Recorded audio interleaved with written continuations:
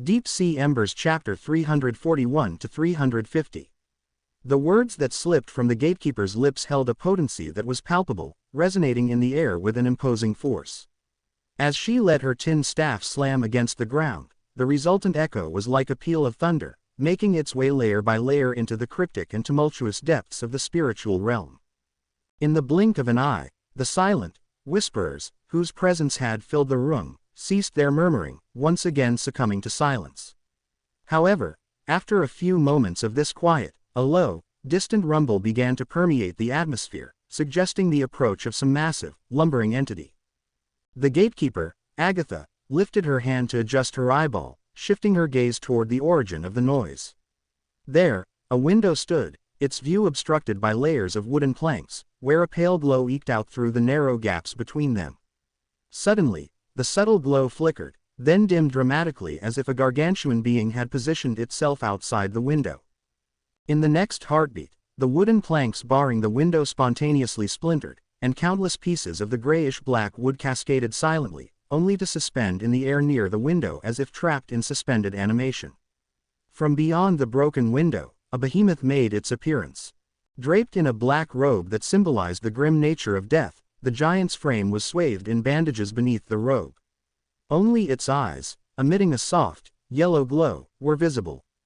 The size of the giant was truly astounding as it stood next to the building, its stature comparable to a house's height. Then, it hunched slightly, bringing its impassive bandaged head level with the opening on the second floor. A hand was raised, displaying 3 extended fingers toward Agatha. 3 questions and answers, the colossal figure intoned with a voice that boomed like thunder. Agatha hesitated slightly at the sight of the gigantic figure before her. This entity was different from the familiar gatekeeper she often communicated with. It had a far more imposing physique. This figure was obviously a higher-ranking envoy. Why would such a powerful being respond to her summoning? Quickly though, she pushed her doubts aside. All envoys were servants of Bartok, the god of death, so it was unnecessary for her to probe further. Her priority at that moment was to ascertain what had transpired there. "I am in search of the soul that was last present in this room," she said, her staff indicating an empty table nearby. "It might have been tainted, but now its location is unknown. That soul has departed and entered the realm of repose. A formidable force has absolved it of its debts, and it no longer suffers from contamination," boomed the voice of the death messenger from outside the window. Following this proclamation, it retracted 1 finger, signifying 2 questions remained. Agatha momentarily hesitated, her attention drawn to the phrase, "formidable force," in the messenger's declaration. She rapidly assessed her situation before launching her second question: who wields this formidable force? Who has wiped clean the soul's debts? "The usurper of fire," declared the messenger, his eyes, aglow with an obscure yellow light, flickered momentarily as if issuing a tacit warning. As the echo of his words dwindled, he retracted another of his extended fingers. The words, "usurper of fire," made Agatha's head reel. She felt an unanticipated rush of dizziness as she realized she had brushed up against knowledge buried deep within the world's layers, a knowledge previously unbeknownst to mortals. However, Agatha managed to retain her composure. Conversing with the gatekeeper from the other realm, and occasionally stumbling upon potentially perilous knowledge was part and parcel of her existence. Despite her relative youth, she had experience in navigating these waters. Furthermore, the fact that the messenger outside the window had chosen to divulge this term to her indicated she was deemed capable of grappling with it. If it were a truly forbidden inquiry, the messenger would have surely issued a clear warning. With her resolve fortified, Agatha steadied herself, inhaled softly, and proceeded to voice her third question: who is the usurper of fire? "Human," came the reply from the messenger outside the window. As the final word echoed in the air, the messenger withdrew his last finger and abruptly vanished into a fierce gust of wind, affording Agatha no chance for further dialogue. The previously suspended wooden fragments began to quiver, and in a blink of an eye, they reconstructed into their initial form. The room's window was once again obstructed, the chaotic, pallid light squeezing through the cracks to illuminate the room, casting an astounded Agatha in its ethereal glow. The young gatekeeper remained rooted to the spot, struck dumb. For the first time in her life, she felt a sense of bewilderment following a conversation with the gatekeeper from the other side. The answer to her last question still echoed clearly in her mind, yet she was utterly at a loss as to what this perplexing response implied. Human. How could that be construed as an answer? Could it possibly mean the usurper of fire was a human? And could the great power that the death messenger had mentioned have originated from a human? What kind of human would that be? Could such a being even be considered a human anymore? Gradually, a cacophonous murmur began to rise, and outside the triangle, a myriad of unseen spectators seemed to buzz with excitement. The noise disrupted Agatha's contemplation, and the eyeball in her hand whirled around to see that outside the triangular barrier, wisps of black substance reminiscent of hair strands were proliferating, steadily becoming more like droplets of ink dispersed in water. The spirit world was starting to reject her, the uninvited guest. Shaking off her disorientation, she raised her hand to replace the eyeball in its socket while simultaneously grasping her staff to dispel the pale flames delineating the triangle on the floor. In the blink of an eye, the shadowy specter of the spirit world receded, yielding to the vibrant colors and lights of the physical world. She was returned to the bustling setting where her subordinates continued their diligent and orderly work under her vigilant guard. With an effortless flick of her eyeball, Agatha retrieved a small bottle from her coat pocket, uncapping it with a pinch of her fingers, then leaned her head back and administered 2 drops of eye medicine into her eye socket. The parched discomfort swiftly ebbed away following this administer. One of her subordinates approached her, patiently waiting for Agatha to stow away the eye drop bottle before venturing to ask, "Did you uncover any leads?" "The soul has made its departure. The gatekeeper from the other side has confirmed that it has passed through Bartok's gate and settled in the realm of rest," Agatha relayed with a composed demeanor. "That's the extent of it. There are no further leads." For the sake of their safety, she opted not to disclose the term, usurper of fire, to her subordinates. This term evidently bore a significant weight and even hinted at potentially perilous deep-seated knowledge. She was uncertain of the consequences that could arise from vocalizing it. It seemed most prudent to carry out an exhaustive review of the literature and information once she returned. Though the subordinate appeared to have caught a whiff of Agatha's reluctance, as an experienced guardian, he refrained from prying, merely nodding in acknowledgement before resuming his tasks. Just as Agatha was gathering her thoughts, the sudden patter of footsteps from the adjacent corridor interrupted her. A guardian who had been tending to the downstairs area burst in. "Gatekeeper, the lady has roused from her slumber. The young orc woman has awakened." Pushing her thoughts aside, Agatha made a beeline for the first floor, where she found Garloni, who had stirred from her unconscious state.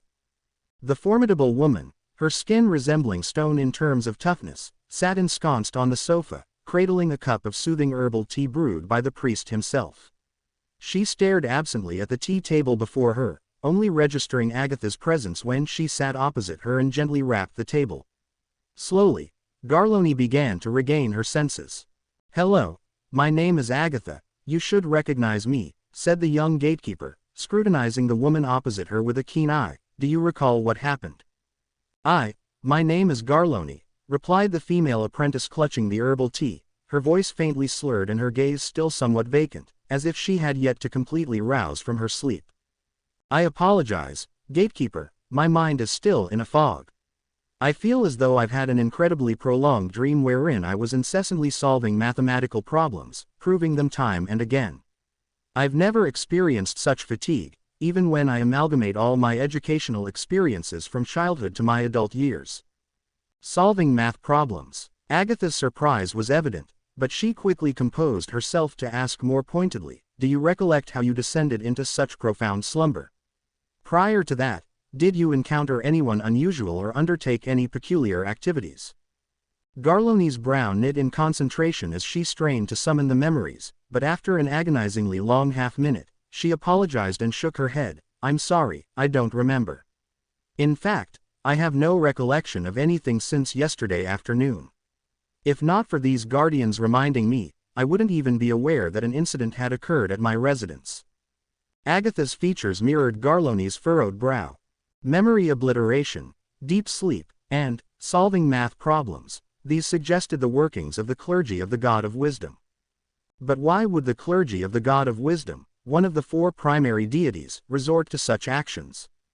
They were not heretics. The events of the day seemed to be piling up in a jumble of perplexing puzzles, and a faint headache began to prick at Agatha's temples. The unexplained and suspicious combat traces in the alleyways outside, the rising cultist activities in the city-state, the elements and suspect accidents in the mines, the peculiar happenings in this house, and the messages from the emissaries of death. "Excuse me," Garloni interjected apprehensively, her eyes glued on the young gatekeeper before her. Despite Agatha's youth, Garloni couldn't shake off an uneasy feeling. "Is my teacher all right?" "Your teacher?" Agatha echoed, bemused. "He should be upstairs. His name is Scott Brown," Garloni hastened to explain. "When I woke, I was somewhat disoriented and forgot to mention it. He requires some solitude and tranquility." Agatha found herself rooted to the spot in stunned shock. Welcome to Fanfic Audiobook, your go-to place for immersive audiobooks. If you enjoy the content, don't forget to like the video and subscribe to our channel for more amazing stories. While Duncan and Alice journeyed to the cemetery, their comrades, Morris and Vanna, were far from being unoccupied. They had embarked on an important mission assigned by Duncan to the Citizens Assistance Center, a significant establishment in the southern region of the city's more upscale district. The task was not a simple one. They had to secure a dependable, lawful residence within the frigid confines of the city-state known as Frost. Furthermore, they were to establish one or two public personas if feasible. The assignment was crucial as their operations in this city-state might span over a prolonged period, and living covertly like the cult members was not an option they could afford. They needed to blend in, to live like the city's normal inhabitants. With the unreliability of the informants Tyrion had left behind in the city becoming apparent, Morris took it upon himself to find an alternative solution. The Citizens Assistance Center of Frost was a grand, domed edifice, its two extended wings encompassing the main construction. It was much more than just a support center for the local inhabitants. The center also functioned as a welcome facility for those entering the city-state, providing a myriad of third-party services. These included a platform for house rental and property sales registration, issuing of temporary passes, and even hiring short-term domestic helpers such as maids, gardeners, and laundry workers.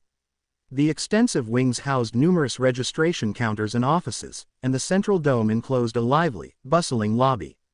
This constant hum of activity distinguished it from their former location of plant. As they stepped into the cavernous domed space, they were greeted by a comforting warmth. Frost's efficient high-pressure heating system did an admirable job of warding off the winter chill. Bright electrical lights hung suspended from the high dome, bathing the entire interior in an inviting glow. Though the center had opened its doors only recently, a sea of individuals had already thronged the counters. They were there to seek short-term employment or to register for property rentals and sales. Amid the clamor of the crowd and the mechanical sounds of air transport pipes constantly in operation, Vanna seemed to struggle with adapting to this new environment. She moved gingerly among the masses, muttering to Morris, "Back in planned, they didn't mix human resources and housing services in the same building." Morris replied with a hint of resignation, "Consider the cost of heating such a vast building and the time and effort needed to retrofit a heat exchange station.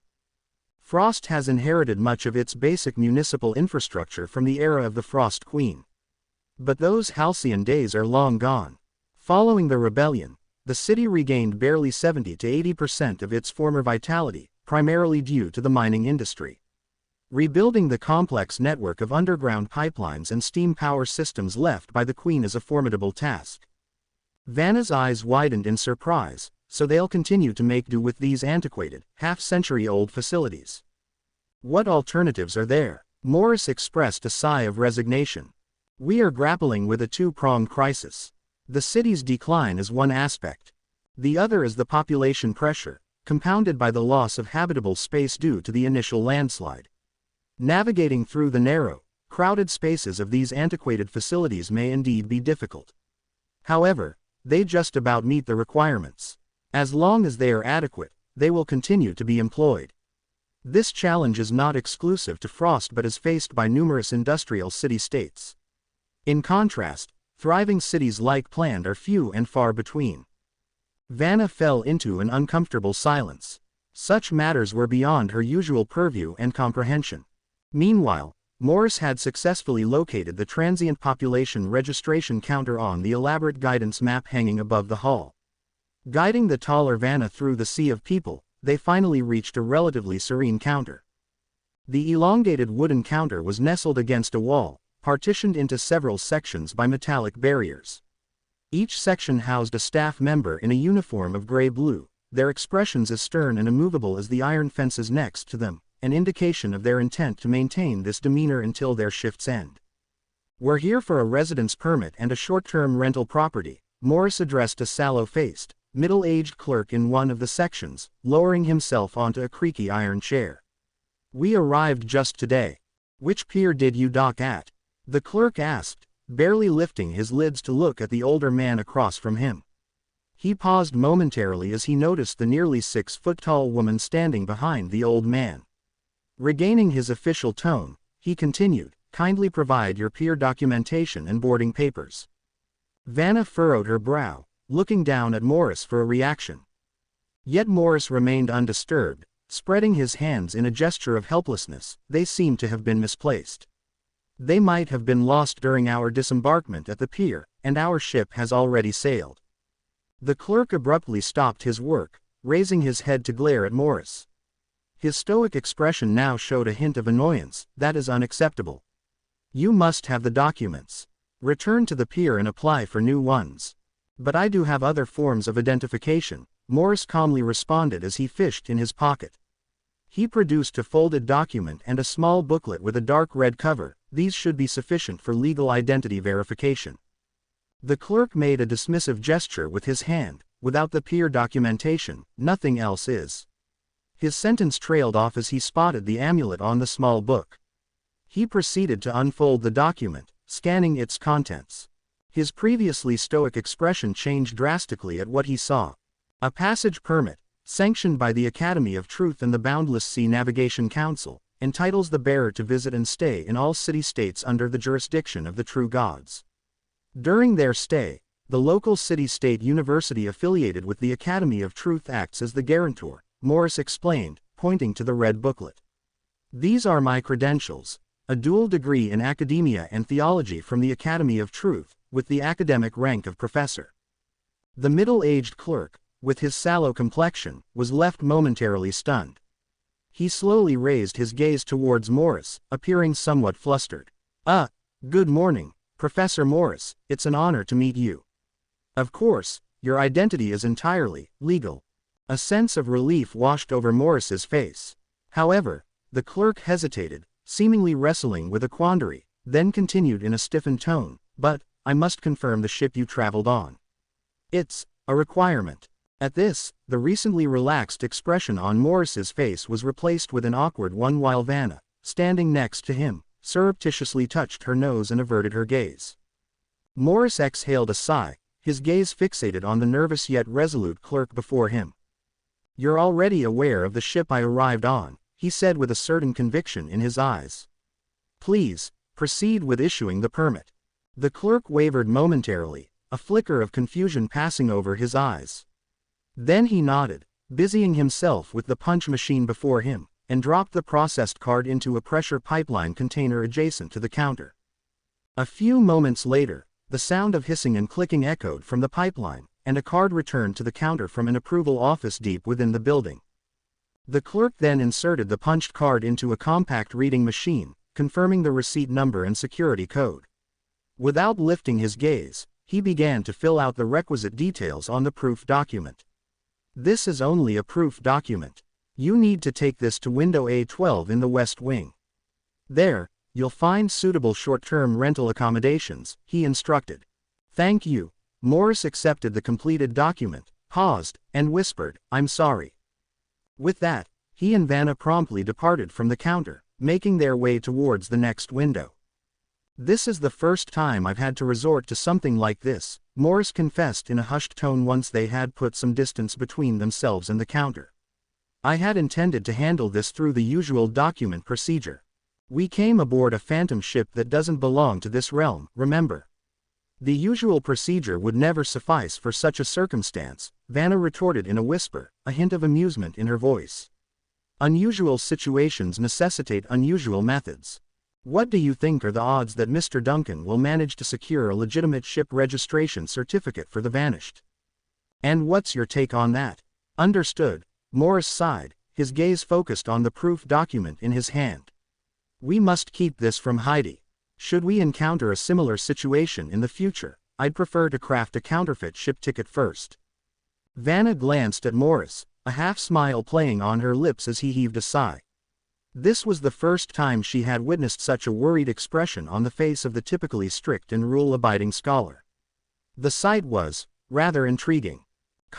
Simultaneously, Agatha, who had just completed her on-site investigation and had yet to return to the cathedral, received an urgent briefing from her team stationed at Cemetery No.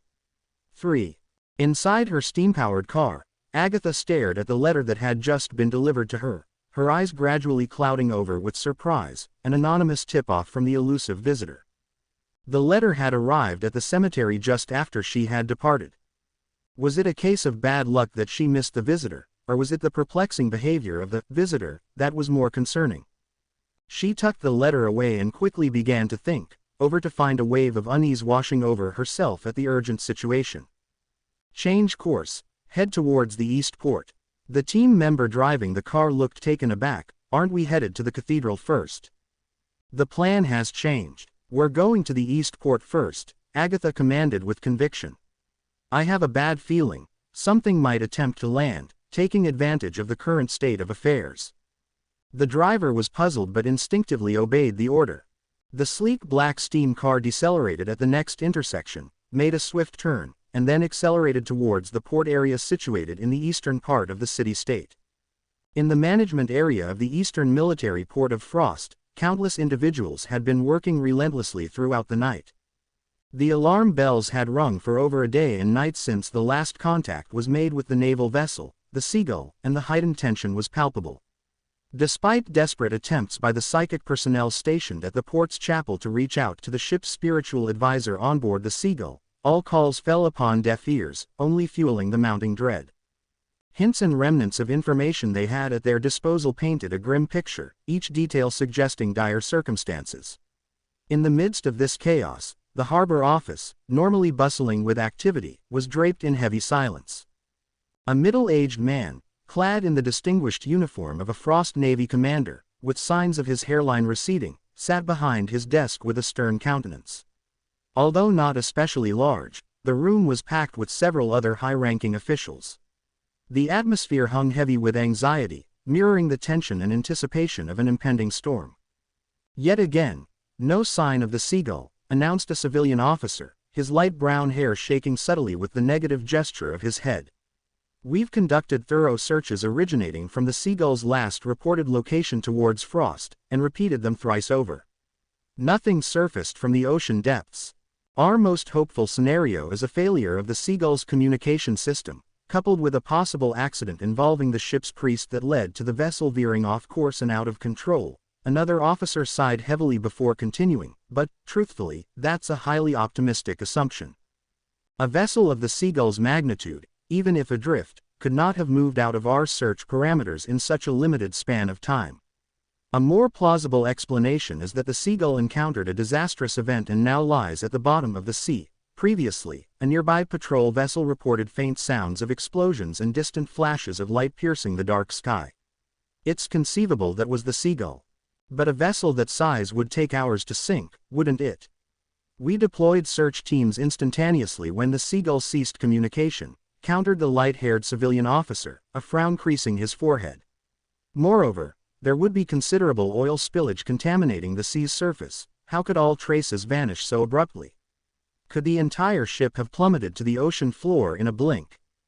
A search party should be dispatched to Dagger Island to investigate, suggested a female officer. Perhaps the Seagull did not set its course towards Frost as planned and was instead delayed near Dagger Island due to unforeseen circumstances. Dagger Island is currently in a sensitive state. Any attempt to send personnel there will require a complicated set of procedures. We could simply establish communication. That's a relatively easier process. We could hear from the governor's office within 30 minutes at the earliest. The conversation continued to fill the room with varying theories and plans until a solemn voice from behind the desk brought everyone to a halt. Contingency 22. All chatter ceased abruptly, and the room fell silent. The officers in discussion turned their attention to the middle-aged man seated behind the desk, his thinning hair and serious demeanor reflecting the gravity of the situation. It's possible that Contingency 22 has been triggered. The circumstances may have become too critical, or perhaps there's a risk of hazardous leakage, or worse yet, the Seagull may have completely fallen under the control of a third party, hence the radio silence, began the Harbor Defense Commander, Lister, his tone subdued yet firm. However, this still doesn't account for the inexplicable disappearance of the Seagull's wreckage. The officers in the room exchanged uneasy glances. The mere utterance of the phrase, Contingency 22 inches sent an additional wave of chilling dread through the room, casting a shadow that made the already oppressive atmosphere even more formidable. After a brief pause to allow his words to sink in, Commander Lister continued, "I am acquainted with General Duncan. If the Seagull indeed encountered an insurmountable instance of supernatural contamination, he would unquestionably initiate Contingency 22 without any second thoughts. Consequently, our next steps must include continuing our search for any remaining traces of the Seagull and uncovering what caused the ship's assault and subsequent contamination. If there's indeed an assailant, it may not be physically discernible, and that poses a significant threat to Frost." An assailant, the female officer who had spoken earlier let the word linger, her expression growing increasingly grave. "If such an attacker exists, do you suppose it wasn't eradicated along with the activation of the Seagull's Contingency 22 feat? In dealing with supernatural calamities, one fundamental rule prevails. Unless there is compelling direct evidence to the contrary, always operate under the assumption that the adversary persists," Lister articulated thoughtfully. "Whether they be supernatural artifacts or phenomena, their resilience is often alarmingly robust." The officers shared another round of apprehensive glances before one tentatively brought up a topic: "What about Dagger Island?" "I intend to submit an investigative request to the governor. Even though the Seagull encountered the catastrophe on its return journey to the main island, the situation on Dagger Island remains questionable now, considering the ship's unfortunate incident." Lister gradually rose from his seat, bracing himself against the table with both hands. "Now, all of you." Lister's directives were abruptly cut short by the sound of urgent footsteps echoing down the hallway, followed by an assertive knock at the door. A frown furrowed Lister's brow. "Enter." A secretary stepped into the room, briskly saluting the officer behind the desk. "Sir, Gatekeeper Agatha has arrived." The gatekeeper. Surprise was evident on Lister's face. "What brings her here?" "She mentioned it's in relation to the Seagull, sir, and she insisted it was urgent." "Let her in." Lister's command was almost immediate, but even before his words could fully echo through the room, a gust of gray wind was already swirling through the hallway outside. The wind, which appeared to be infused with fine dust, swept into the room, encircling the office rapidly.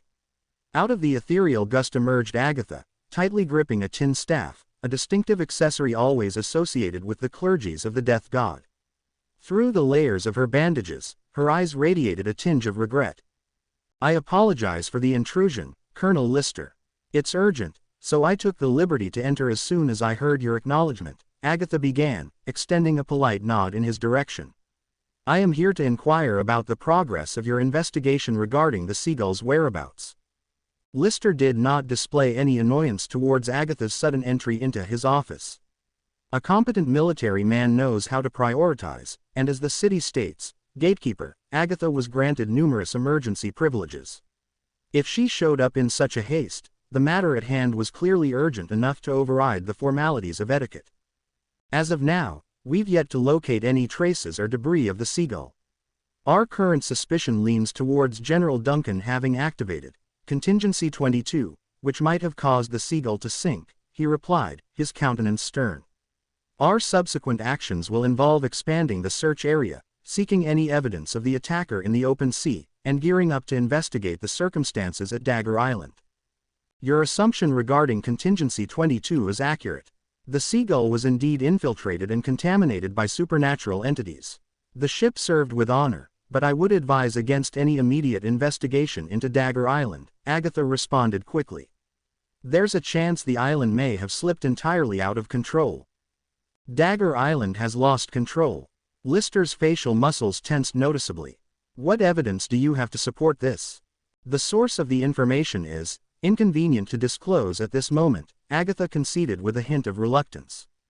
However, I can assure you of its reliability. I haven't had the opportunity to relay this situation to the Silent Cathedral and City Hall, as any delay might prove costly. Colonel Lister, I urge you to initiate an immediate blockade of all sea routes surrounding Dagger Island, prohibiting vessels from approaching or departing that place, especially preventing them from landfall on Frost. Miss Agatha, I must remind you, this approach does not adhere to protocol. Lister's tone grew serious. I am willing to place faith in your judgment as Frost's gatekeeper, but you must understand that every regulation is born from the cost of human lives. Mobilizing the Navy to blockade Dagger Island is no trivial task, and I require more precise orders and explanations. Taking this action, at the very least, won't exacerbate the situation. Agatha stepped forward. I have already dispatched a messenger to the Silent Cathedral, further orders should be arriving shortly. Lister seemed poised to counter, but an abrupt, piercing ring in the corner of the room cut him off. The defense commander shot a glance at Agatha, then quickly strode over to a small table nearby, pressing a button on its surface. Seconds later, the sound of air hissing and the rapidly nearing clicks emitted from the fixed copper pipe mounted on the wall next to the table. The pipe shuddered with a sharp metallic clang, followed by a puff of white gas escaping from the fastening device at its end. Lister unlatched the buckle, flipped open the cover, and retrieved the capsule chamber from within the pipe.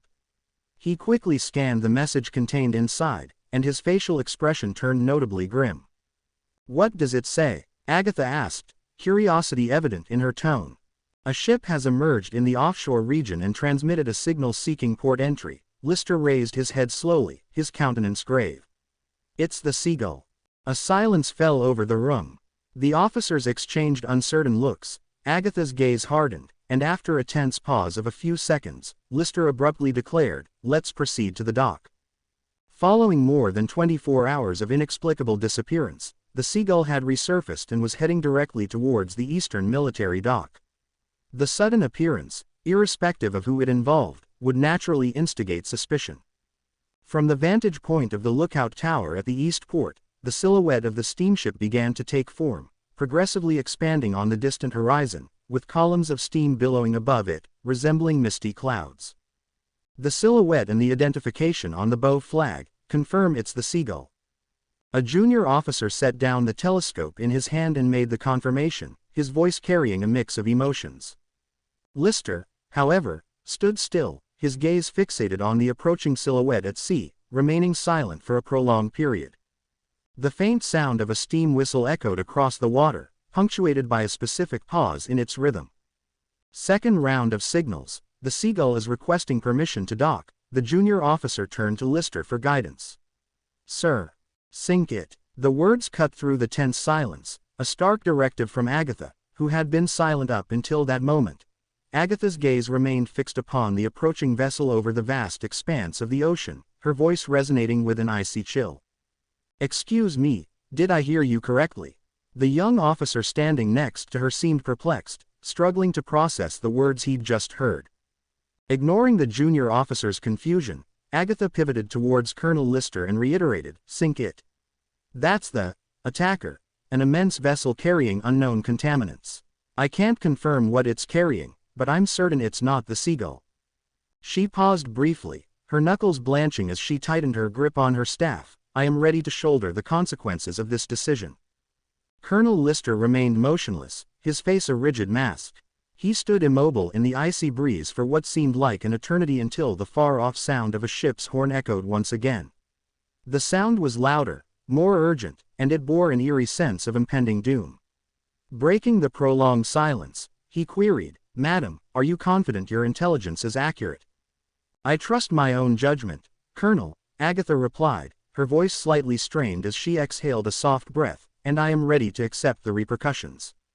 "You're in no position to accept any consequences.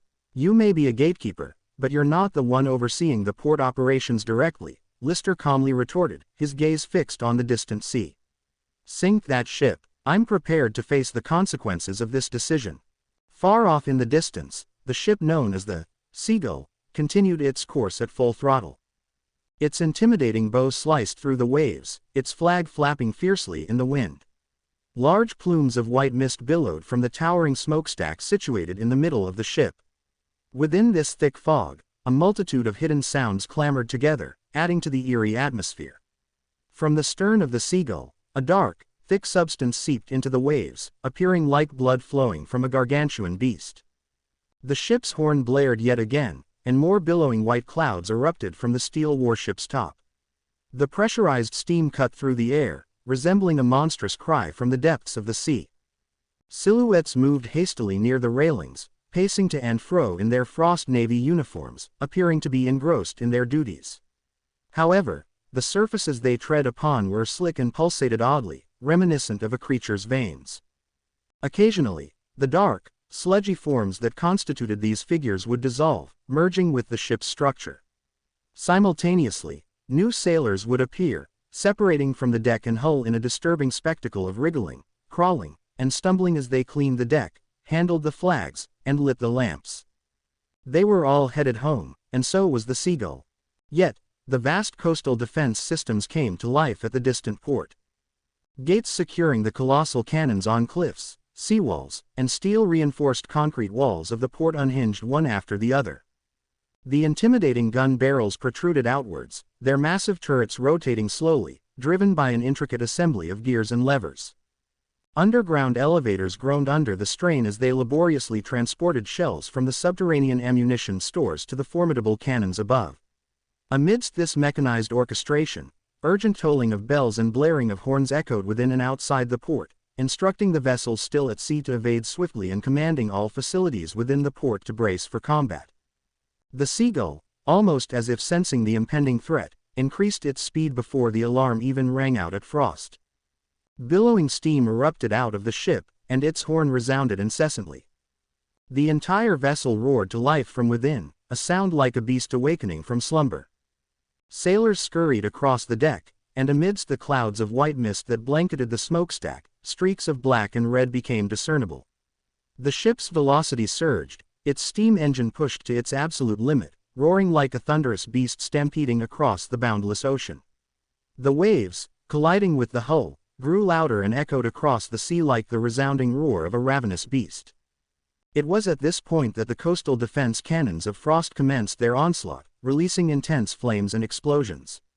A salvo of conventional armor-piercing shells was discharged, their sharp whistles piercing the air as they traced a fiery arc across the sky before plummeting towards the remote ocean. As the shells made contact with the water, towering columns of water mushroomed around the Seagull, and a fine mist began to blanket the sea. Some shells merely grazed the ship, but its velocity remained unaffected. The powerful vibrations from the coastal defense guns shook the platform beneath Agatha's feet. It felt as though the entire watchtower trembled, buckling under the impact of the relentless barrage. Simultaneously, she heard someone reporting close by. The initial round was mostly misses. The ship's speed exceeds our calculations. Engage at will, switch to armor-piercing incendiary shells, and maintain the assault until the target is sunk, Colonel Lister commanded emotionlessly. The standby fleet should be ready to intercept if the coastal defense line fails to halt the vessel. Even if it necessitates a collision, prevent that ship from reaching Frost. Affirmative, sir. His expression hardened like stone. Colonel Lister focused on the rising water columns and the smoke dispersing in the distance, his gaze locked onto the Seagull as it accelerated towards Frost. There was no longer any indecisiveness in his eyes. From what he had observed so far, it was clear to him that this ship was not the familiar Seagull. Confronting the relentless artillery assault from Frost, the ship didn't display any signs of slowing down or signal its intentions with the necessary flags and lights. On the contrary, it accelerated even more, pushing itself far beyond its intended design capabilities. It was not a Frost warship, it was a monstrosity. It was a monster craftily masquerading as a conventional vessel. All coastal defense guns roared into action, and amidst the thunderous volleys, armor-piercing incendiary shells painted countless bright streaks across the sky. Like a torrential downpour, they rained down on the waters where the Seagull defiantly sailed.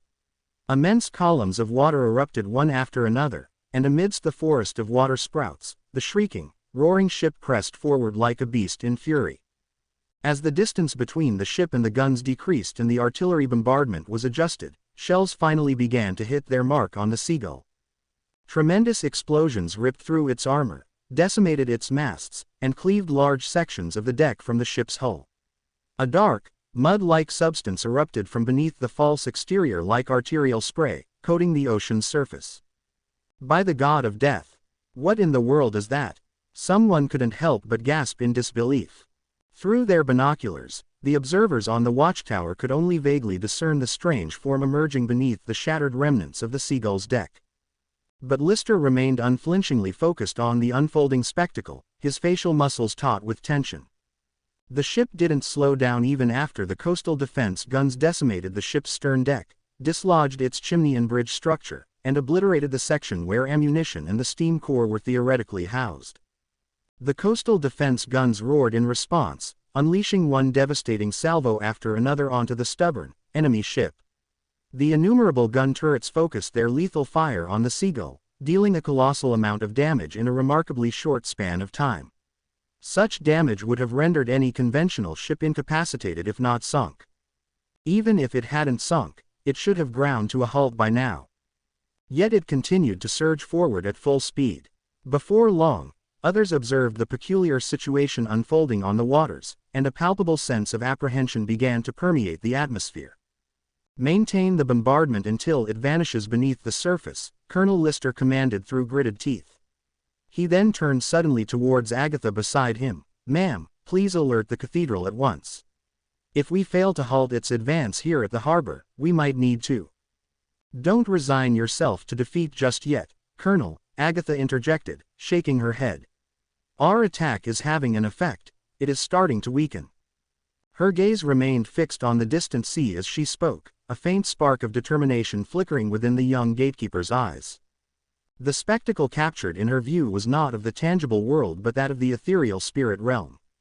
She beheld the distorted, black silhouette disintegrating, its chaotic lines of light and shadow swiftly peeling off from the monstrous figure upon the roiling sea. The relentless bombardment from the coastal defense guns may not have directly annihilated the imposter, but it had effectively nudged it towards the critical brink of self-destruction. Agatha blinked, the brief glimpse into the spirit realm receding from her sight, supplanted by the stark reality unfolding before her. The coastal defense guns persevered in their onslaught, and soon additional volleys of gunfire erupted nearby. The fleet anchored in the harbor had finally completed their battle preparations and joined the effort to repel the attacker. The collective roar of the battleships, primary armaments firing in unison, became the terminal burden that shattered the Seagull's resilience. As even more armor-piercing incendiary shells rained down upon the now unrecognizable vessel, it began to crumble. First, large chunks of the deck and outer hull sloughed off, revealing the convoluted, dark, and grotesque structure concealed within. Then, the entire ship writhed in agony, tearing itself asunder from bow to stern as if attempting to rend itself into fragments. The entity that had once mimicked the Seagull spewed innumerable streams of dark muck while swiftly fracturing. In the end, its steam whistle succumbed to silence, and the haunting, grating sounds gradually faded away. In addition, its forward momentum started to dwindle, depositing vast trails of dark impurities as it disintegrated and crumbled on the sea surface. This terrifying, bizarre assailant, which had endeavored to breach the threshold of the civilized world, finally ground to a halt a mere few miles from the shores of Frost. The ominous entity known as Seagull had been brought to an abrupt halt, coming to a standstill in the midst of a violent turmoil. Following a relentless and ruthless onslaught of attacks, it was left in a horrific state of destruction, nearly obliterated into a heap of scattered debris. The once robust structure of the ship was no more, with every deck and piece of architectural wreckage now completely demolished. Shredded pieces of hulls and the remnants of the ship's interiors were scattered across the surface of the water, signaling the aftermath of an intense battle. Amidst the chaos, slow-spreading globs of dark mud floated in the water amongst the remains, along with residual flames that sporadically ignited parts of the wreckage. Thick plumes of filthy, Acrid smoke spiraled upwards from the inferno, tainting the surrounding air. The course that the seagull had traversed was distinctly marked by an uncanny trail of a mud-like substance, which stretched over 10 miles across the sea. This trail eerily mirrored the revolting trail left by a soft-bodied creature emerging from the water, its slime undulating with the rhythm of the sea waves and stubbornly refusing to dissolve away. The previously deafening roar of the coastal defense artillery ceased, and the pungent, lingering aroma of gunpowder smoke permeated the entirety of the nearby coastline. Colonel Lister found himself captivated by the distant sight of the flaming ship wreckage on the water's surface.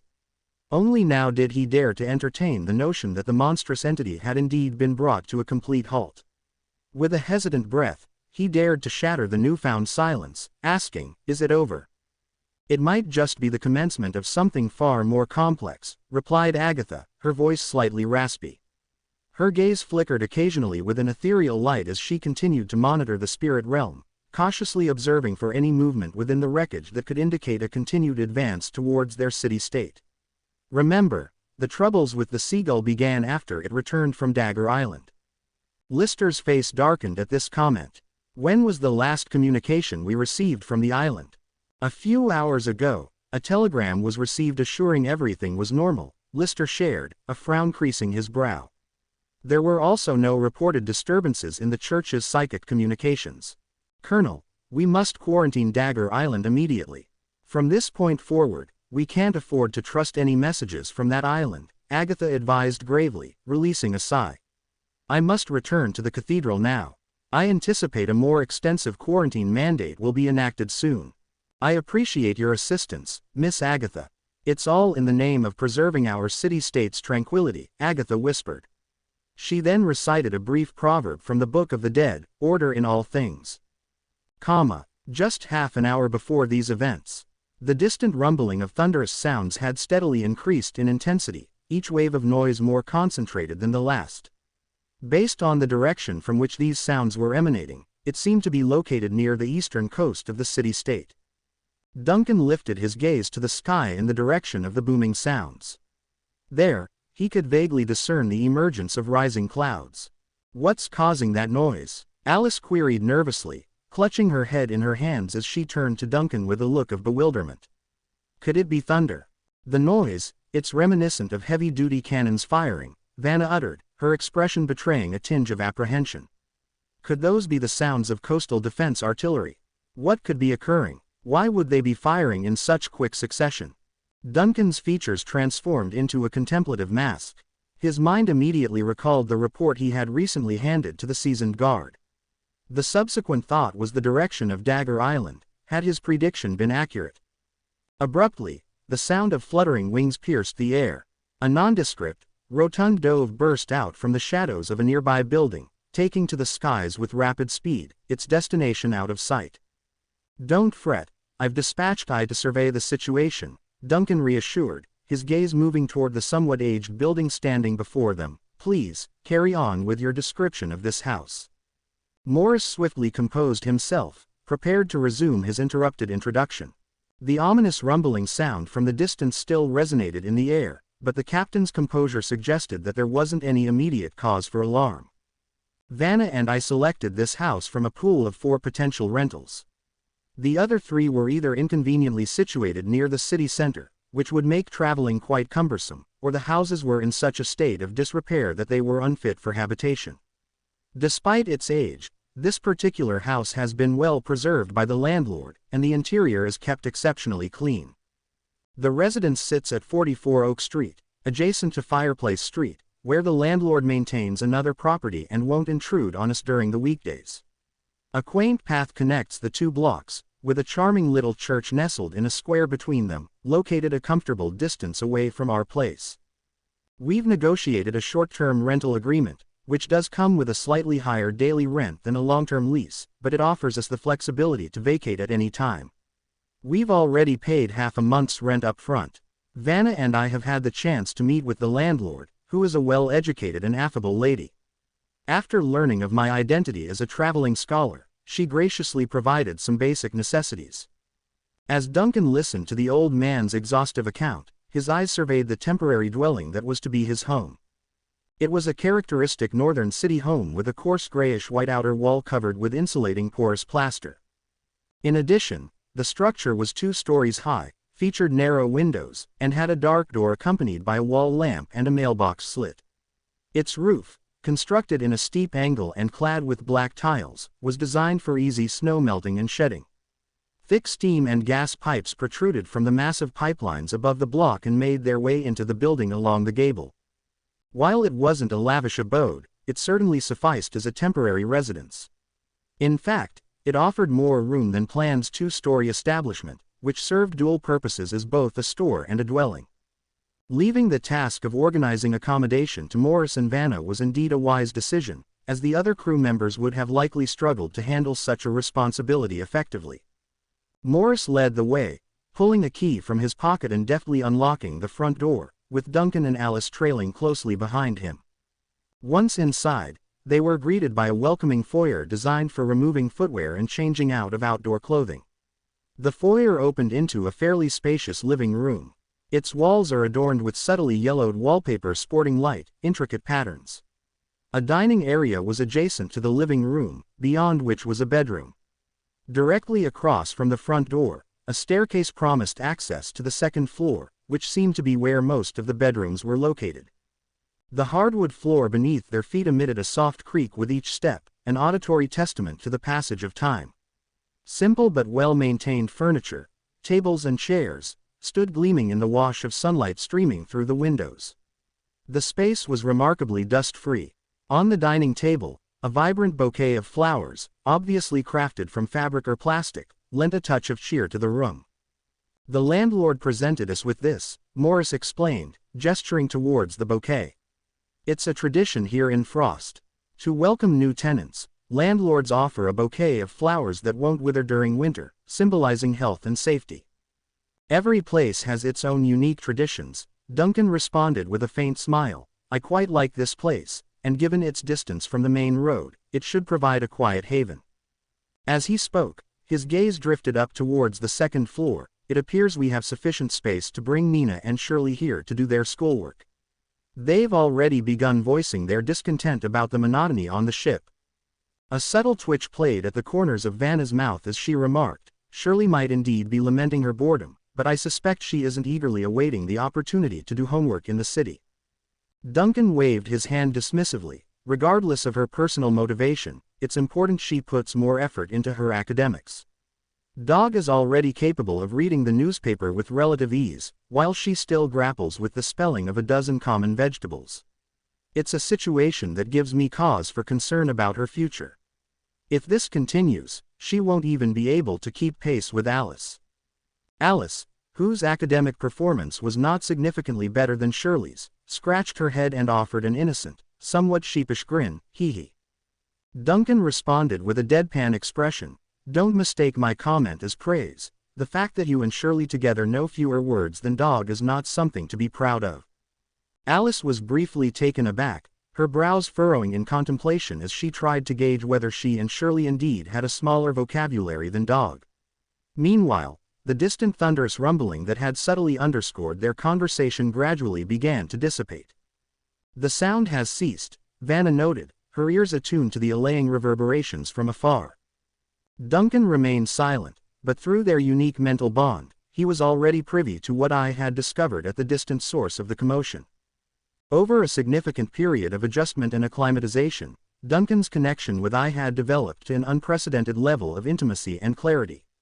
With sufficient concentration, he could not only share I's sight and a range of other senses but could also channel a portion of his own power without needing to depart from his physical form. In the eastern port area of Frost, a rotund white dove perched atop a tower, its round eyes riveted to the sight of the smoke-veiled sea and bustling port. The frenzied activity of soldiers darting about the port, as well as the spreading black oil pollution, tainting the sea, were reflected in its eyes, which occasionally flickered with a faint green flame. "There's no immediate cause for concern," Duncan declared, retracting his focus from the distant scene and offering a slight nod to Morris and Vanna. "It was an attempted invasion, but the defenders of Frost have managed to repel it." Vanna's expression shifted perceptibly at the mention of an invasion. "If my understanding is correct, the threat originated from Dagger Island. The Frost authorities must have grasped the gravity of the situation by now, making it increasingly difficult for anything dangerous to emerge from the island, Duncan stated calmly. Now, with Tyrion's mist fleet also nearing Dagger Island, their presence will only serve to heighten Frost authorities' state of alert. Given the heightened vigilance throughout the city, the covert cultists of annihilation are likely to emerge from the shadows. Detecting their activities will be considerably easier then. Their conversation was abruptly interrupted by the unexpected knock on the door, prompting a look of surprise to fleetingly cross the ghost captain's face. Could they already be receiving guests this soon after moving in? "I'll answer the door," Morris offered, making his way to the entrance. Upon opening the door, he let out a surprised exclamation, "You are." Standing in the doorway was a young girl, bundled in a white, heavy-duty coat and donning a woolen hat. A young girl, barely surpassing the age of 11 or 12, was stationed by the door. She was petite in stature and enveloped in a comforting white coat. Atop her head rested a woolen hat, from which a faint wisp of steam gently rose, suggestive of her brisk journey. The hastiness of her trip was evident in her heavy breaths, still evident as she laid eyes on Morris. Her initially panting expression swiftly transitioned into a radiant smile. "Are you Grandpa Morris?" she inquired. "My mom requested me to deliver this to you." With this, she stretched out her tiny hand, revealing a key. "This is the key to the basement." Mom confessed that she inadvertently omitted to hand it over when she departed. "Oh, thank you, young lady," Morris replied appreciatively, receiving the key with a nod of his head. "Would you care to come inside to get warm?" Just as the girl was poised to respond, a familiar voice resonated from behind Morris. It was imbued with a touch of surprise. "Annie." Peering over the old scholar's shoulder, Duncan observed the little girl standing on the doorstep, his face reflecting astonishment. The girl was Annie Babelli, the offspring of Captain Christo Babelli of the Obsidian. Duncan had encountered her previously at the cemetery gate. With a jolt of realization, Duncan grasped the unfolding situation. Whether it was a simple coincidence or a testament to the compactness of their city-state, Duncan had once again crossed paths with the Obsidian captain's daughter. The dwelling that Morris and Vanna had hastily procured within a single day happened to be the abode of Annie. Upon identifying the towering figure that suddenly materialized before her, Annie's eyes instantly widened in shock. The unexpected turn of events left the young girl somewhat disoriented. It took a few seconds for her to overcome her initial hesitation and awkwardly acknowledge his presence. "Ah, it's the uncle from the cemetery gate, hello." Her final greeting was steeped in hesitation as her mind recalled the events that transpired at the cemetery gate. The memory of flames soaring skywards as Duncan made his exit was particularly vivid. Although she hadn't attached much significance to it at that point, the episode had undeniably left a lasting impression on the young girl's psyche. Despite her tender age, Annie was aware that these events were the work of supernatural powers. This knowledge was deeply ingrained in the curricula of all city-states and disseminated among all citizens. Basic comprehension and protective techniques against supernatural forces constituted the fundamental survival skills for ordinary people in their world. However, the precise nature of the power remained elusive to Annie. It wasn't discussed in her textbooks, the cemetery caretaker hadn't elaborated on it, and her mother hadn't furnished any details when she relayed the story upon her return home. The situation seemed shrouded in a mystery, typically concealed from the comprehension of children. Annie found herself transfixed by Duncan, standing opposite her, her mind slightly muddled. The caretaker's earlier caution echoed in her ears, prompting a sense of unease. The towering figure suddenly stepped aside, his voice carrying a peculiar mix of firmness and softness. "Please come in and take a break. It appears the snow has begun to fall once more." It was only then that Annie turned around to observe the renewed flurry of snowflakes descending from the heavens. A few adventurous flakes found their way onto her neck, carried by the chilly breeze, inducing a shudder. Under the spell of the moment, she meekly stepped inside, her gaze darting around the unfamiliar surroundings. A strikingly beautiful blonde woman, possessing an air of nobility, stood in the living room next to the dining table, casting curious glances in her direction. She had removed her veil to reveal an enchanting visage, arguably the most beautiful face Annie had ever beheld. My mom asked me not to trouble the tenants unnecessarily, Annie stated tentatively, meticulously wiping the slush and grime off her petite boots onto the doormat. She told me that Grandpa Morris is a distinguished scholar, and it would be discourteous to bother him unnecessarily. You're not causing any disturbance. We were merely acquainting ourselves with our new surroundings, Morris interjected, having pieced together the situation by now. Moreover, with the snowfall outside, it wouldn't be safe for you to venture back via the narrow path. Why don't you take a break here? Vanna will accompany you home later. Annie craned her neck to glance up at the towering figure of Vanna and nodded almost reflexively. She then turned her attention to Duncan, and after a moment's hesitation, she finally voiced her question, "So, do you also need a house to live in?" "Certainly, I too reside in a house," Duncan responded with a chuckle, leading Annie to the plush comfort of the living room sofa. In a conversational tone, he continued, "Aren't you worried about wandering around alone like this? Doesn't it concern your mother?" From Duncan's perspective, Annie was taking undue risks. Her solo excursion to the cemetery early in the morning and her navigation through adverse weather conditions to deliver keys to unfamiliar new tenants seemed incredibly audacious and worrisome. "No worries. Everybody around here is familiar with me. My mom always says that half the people residing in these 2 streets are friends of my dad," Annie responded nonchalantly. Perched on the sofa, she swayed back and forth, her hands providing support to her thighs. "Also, Mom tends to be quite occupied. She handles accounting and paperwork for others, and sometimes she assists at the local chapel. I'm accustomed to my independent adventures." After contemplating for a moment, Duncan queried, "So, did you share with your mom what I told you when you returned home?" "I did tell her," Annie confirmed with a nod, her expression morphing into a peculiar one. Initially, she dismissed it as childish rambling. But when I recited the words of the cemetery caretaker, she secluded herself in her room. When she reappeared, there were signs that she had been weeping, yet, she managed to put on a brave smile and told me we were having fried fish and sausage stew for dinner as it was a day worthy of celebration. Annie ceased her rhythmic swaying, her face clouded with confusion. Looking up at Duncan, she voiced her puzzlement with an air of curiosity and uncertainty. "I don't quite comprehend." "That's all right. You will come to understand with time," Duncan reassured her with a smile. "Some things may be too intricate for you to grasp at this stage." "Uncle, you sound a lot like the caretaker. He tends to say things like that too," Annie commented, shaking her head in thoughtful contemplation before raising her gaze once more. "Uncle, do you prefer not to be disturbed?" Duncan, intrigued, inquired, "What makes you say that?"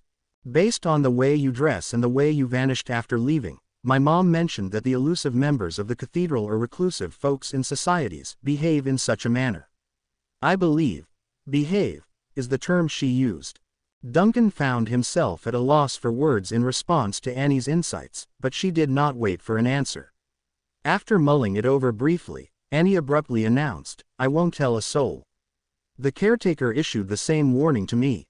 He advised me to pretend I've never seen you and refrain from discussing it with anyone, except my mom."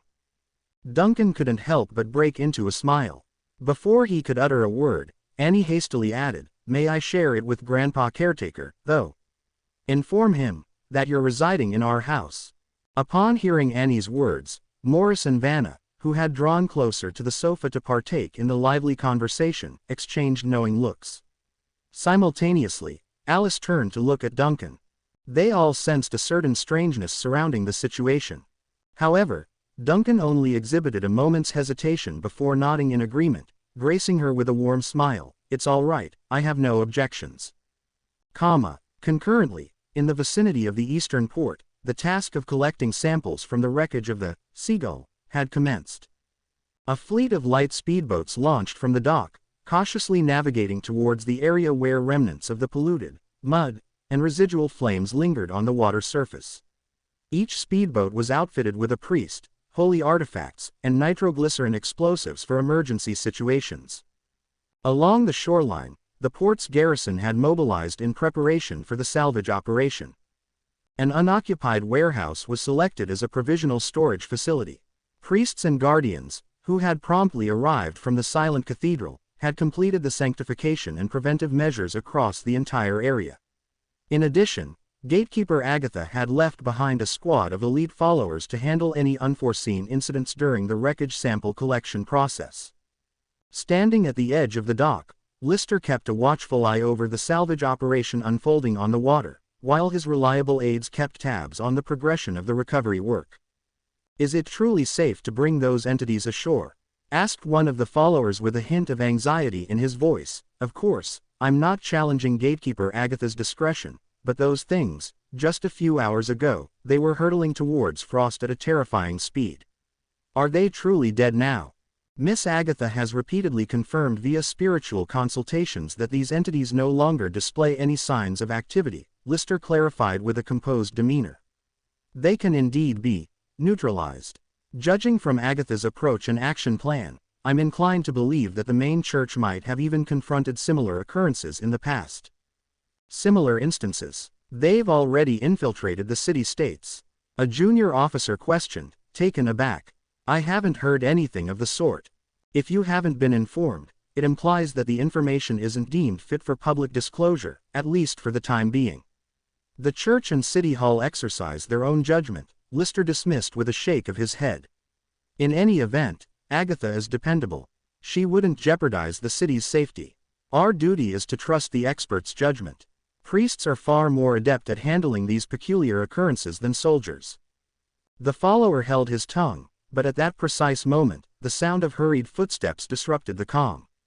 A soldier was seen racing towards the dock. "Commander." The soldier, panting, approached Lister, saluted, and handed over a document that had been expedited via a high-pressure air pipeline. "Orders from City Hall. It seems the formal order to impose a blockade on Dagger Island has arrived," Lister announced, accepting the document. However, as he skimmed through the contents, his expression altered dramatically. One of the followers picked up on this and queried, "Commander, what seems to be the issue?" "It's an order to enforce a blockade on the shipping lanes, but it's not limited to Dagger Island," Lister relayed, his voice heavy with seriousness. "To be precise, it's not restricted to Dagger Island. The order calls for the blockade of all shipping lanes leading into and out of Frost and mandates all garrisons to adopt a state of high alert. A blockade, encompassing the entire Frost waters. The Mist Fleet has surfaced in the nearby waters," Lister stated with a weary sigh, his face a shade darker than the gloomy sky overhead. The entire Mist Fleet. The infamous and dreaded Mist Fleet had finally arrived, launching a full-scale mobilization. This ominous armada had long been perceived as a constant, looming threat by the inhabitants of Frost, and its arrival signaled a shift in the frosty tranquility that had prevailed for the past 50 years.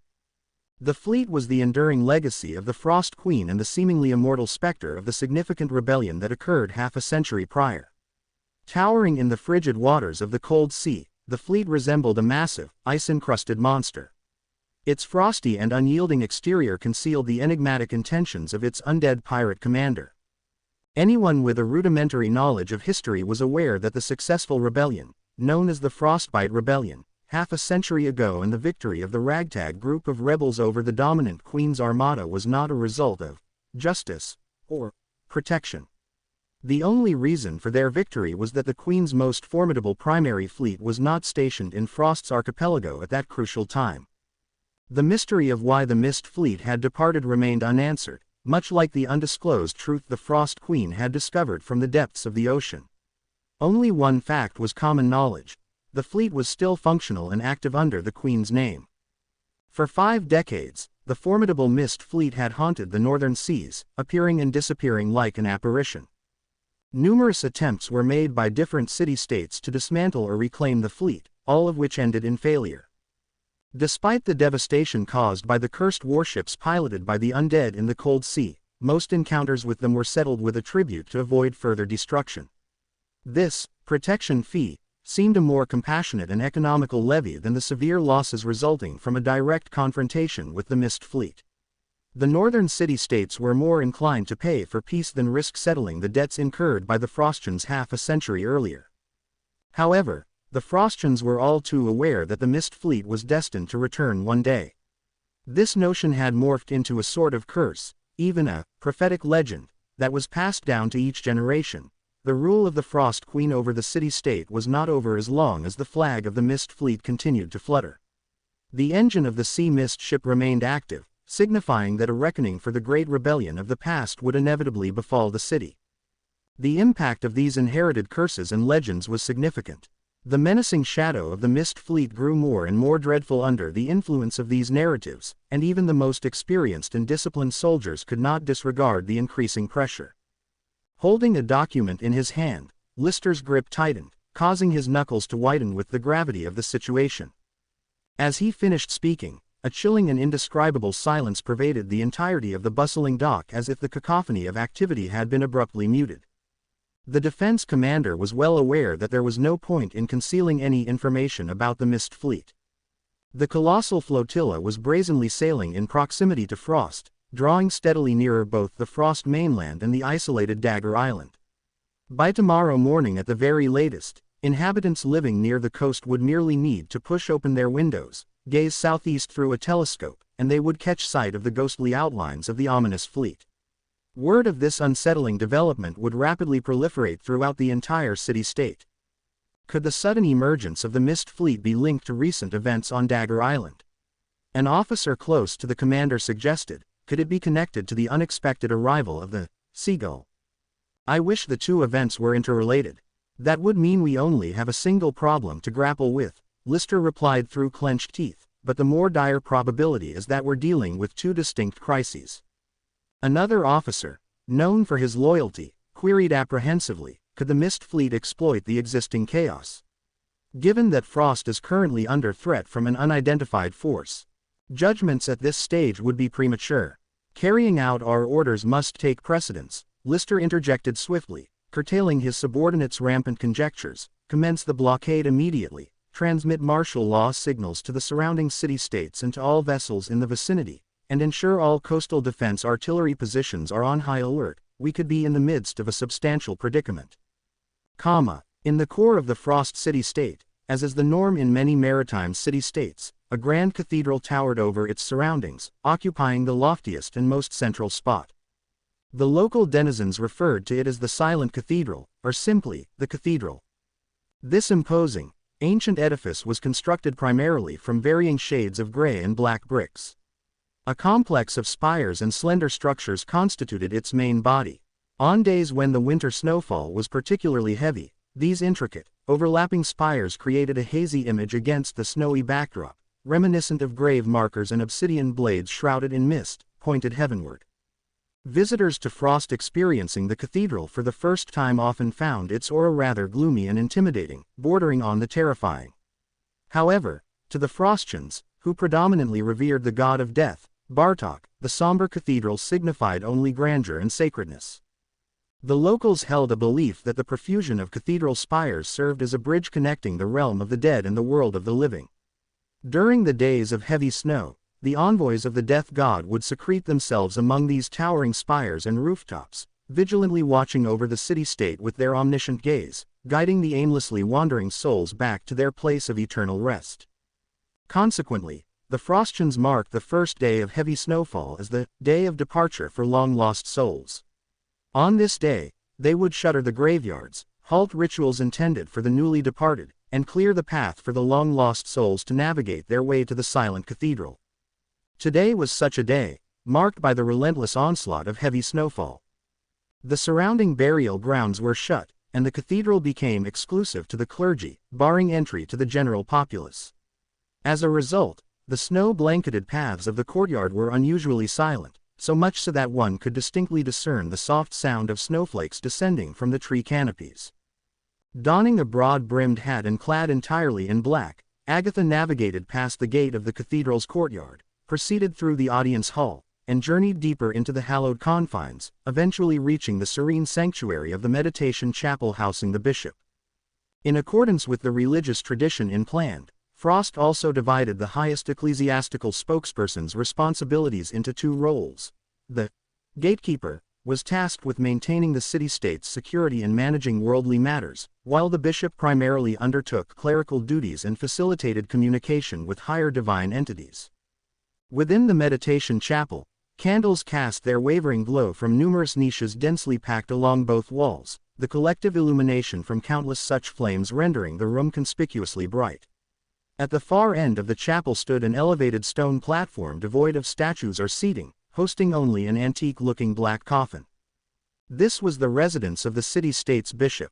Mounting the platform, Agatha cast her gaze downwards and announced, "I have returned."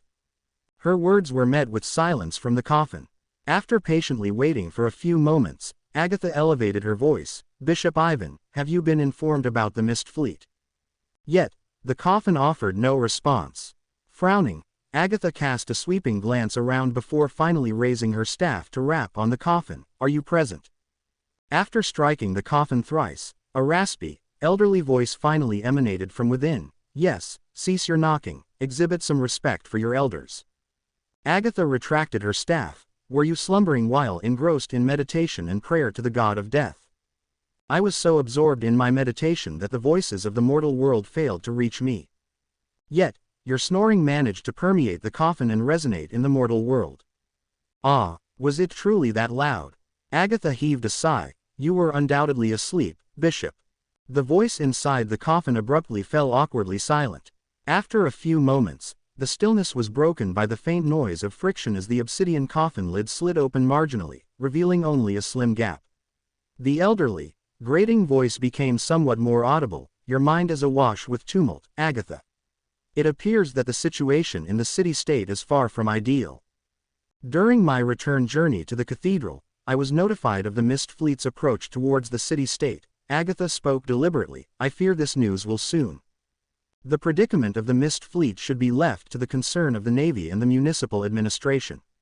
Your priority should be to maintain the equilibrium of the supernatural realm and foster tranquility within the city-state." Ivan Romansov, the Bishop of Frost City-State, stated from within the coffin. "Let's first discuss the circumstances in the city-state." Agatha acknowledged with a nod, momentarily shelving the news about the mist fleet while her expression took on a grave demeanor. "There has been an emergence of a new, primal element, contamination site at the location of 42 Fireplace Street. Based on an array of indicators, it seems an imposter comprised of primal element had resided within that building for an extended period, only to disintegrate and vanish recently. Moreover, a civilian, who was unmistakably subjected to cognitive manipulation, was found at the scene." "Cognitive manipulation?" Bishop Ivan interjected Agatha's narrative. "What manner of cognitive manipulation?" Agatha took a moment to structure her thoughts before elaborating. Upon cross-referencing the local residential registry, it was unveiled that the person whom the impostor was impersonating had in fact perished in a shipwreck 6 years prior. Yet, during the period of the impostor's activities, the female apprentice cohabiting with it failed to recognize this glaring discrepancy. She was under the impression that her mentor was recuperating upstairs when the impostor disintegrated, and by the time the investigators reached the scene. Pausing momentarily, Agatha resumed, "Furthermore, our findings were not confined to just these. Not merely these. An unidentified third-party force, seemingly possessing tremendous power, appears to be delving into the primal element matter as well. Their warriors eliminated 2 formidable heretical priests in a neighboring alleyway, and their reconnaissance team searched the building prior to the arrival of an elite group of our guardians. Regrettably, we discovered no leads, nor were we able to trace the origins of this third-party entity." The coffin descended into silence, and after an indeterminate duration, Ivan's voice resonated once more. "Is there additional information?" "Yes." Agatha took a gentle breath. "Do you recall the visitor that surfaced in Cemetery No. 3? Has it manifested itself again?" "Yes, it has reappeared, and not only has it emerged, it also left behind a correspondence of report." Agatha gingerly held the dispatch. A seemingly unremarkable piece of parchment slipped inside an envelope made by a local paper mill, inscribed upon with everyday ink. However, the origin of this parcel was far from ordinary, having made its journey from Cemetery No. 3. If it weren't for her faith in the old guard's inability to toy with her in such a way, Agatha would have questioned whether this missive had actually been transmitted to her by an entity of a higher supernatural order, one that defied human comprehension. She could not detect any spiritual energy radiating from the letter, but after conducting several basic investigative procedures, she verified its otherworldly provenance. A subtle crinkling of fabric resonated from the shadowy recesses of the hefty coffin, and the lid began to creak open, unveiling a distinct, haunting aroma. An entity swathed in bandages, resembling an ancient mummy, gradually arose from the coffin's depths. This spectral figure was none other than Ivan, the Bishop of Frost. Decades prior, a catastrophic event had disfigured his physical body, yet the potent magic of Bartok enabled his spirit to persist. The majority of his existence was spent in the seclusion of the meditation halls, sole coffin, only making appearances in public during significant religious ceremonies. Despite his limited exposure, he remained the most admired and trusted bishop in Frost's history. His deep understanding and significant contributions to the metaphysical field were unquestionable. He ascended from his coffin and accepted the dispatch from Agatha's outstretched hand. His single visible eye, left uncovered by the swaths of bandages, scrutinized the parchment with an intense gaze. He fell into a lengthy silence, causing an eerie quietness to permeate the room. "You," Agatha stammered, attempting to puncture the oppressive silence. "Grant me a moment," the venerable and well-versed bishop requested, his voice muffled and distant. Agatha's impatience eventually took the better of her, and she asked again, "Are you feeling better now? Are you certain this is the source?" Bishop Ivan inquired without answering the question, his gaze finally lifting from the letter to meet Agatha's, a hint of bewilderment clouding his yellow-tinted eyes. "Did you?" Agatha, well aware of Ivan's concern, responded promptly. "It seems extraordinarily mundane, yet when I sought to interpret the inscriptions on the parchment through my spiritual lens, I experienced a 15-minute memory lapse." She nodded solemnly, continuing, "It's shrouded in an overwhelming energy, beyond the comprehension of mere mortals. Its simplicity could merely be an eccentricity of the entity that has sent it." Upon processing Agatha's words, Bishop Ivan fell silent once more, appearing to still be gathering his strength. After a prolonged pause, he spoke in hushed tones, "The revelations contained within this letter are deeply disconcerting. You've already encountered the seagull, and if the claims made in the dispatch are accurate, this is just the tip of the iceberg. The uncontrollable events on Dagger Island signify just the commencement, whether it be the cultists embedded in our city, the contamination resulting from the raw essence, the return of the seagull, or the irregularities on Dagger Island. Every sign seems to be directing us towards the dark depths of the sea, alluding to the Abyss project that was initiated half a century ago. I've dispatched an alert to City Hall and have requested to access the classified archives sealed away for the past 50 years. Later today, I also plan on examining the church's historical records. Moreover, I've delegated additional resources to intensify the citywide search and apprehend any lurking cult members," Agatha declared, her words filled with determination. "However, this is not sufficient. It is imperative that we ascertain the current situation on Dagger Island. The major source of contamination appears to emanate from there." Bishop Ivan contemplated for a moment before letting out a soft sigh. If all the signs indeed lead back to the Abyss project, then the recent emergence of the Mist Fleet in the vicinity of Frost seems less of a mystery. Agatha furrowed her brow in consternation. Could all these occurrences be part of the Frost Queen's grand scheme from the past? Could it be due to a directive she left behind for that Iron Admiral that has caused the Mist Fleet to surface now? "I cannot say with certainty." Bishop Ivan shook his head, then, with a sudden intensity, turned to look at Agatha. "In your perspective, Agatha, who was the Frost Queen?" Caught off guard by the question, Agatha paused to gather her thoughts before responding. "A once great sovereign who, after a short-lived yet glorious reign, was tainted by the abyssal powers of the deep sea and transformed into a perilous, mad queen. Her obstinacy led the erstwhile Frostbite kingdom into forming ties with the monstrosities lurking in the ocean depths. Even after 50 years, her terrifying plan necessitates being sealed away, hidden from the eyes of the common folk. Her life was a blend of tragedy and danger." Bishop Ivan nodded at her analysis, a conventional response.